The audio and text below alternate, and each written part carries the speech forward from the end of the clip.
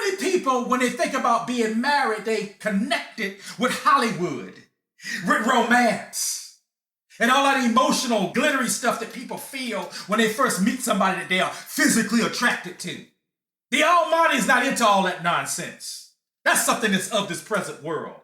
It's a beautiful thing to be attracted to somebody, love that person, and marry them. That's wonderful, wonderful. I experienced that. Most men do. But let me tell you something. All that romance stuff, it fades away. All that glittery stuff, over time, it goes because it's supposed to go. Because that's not what marriage is based upon. It says that he's performed the duty. There's not no emotion in this. It's what you're supposed to do. Marriage is about commitment. It's about the covenant of agreement.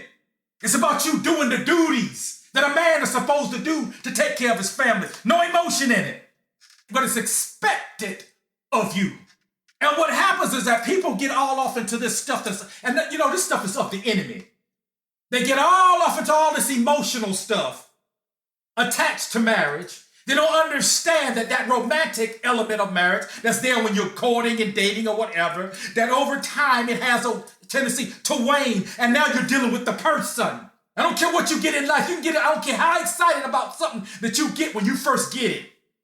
Over time, it's just not as exciting anymore. I don't care how excited you was about it when you first got it. It has a tendency to not be as exciting. You can get the most beautiful car you ever dreamed of having. When you first buy that car, you be on cloud nine.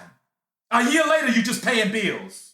You're making that car payment. If you didn't pay for it with cash, you're making that car payment. You got to keep the maintenance up on that thing. You got to keep gas in that thing, and you got to wash it and clean it.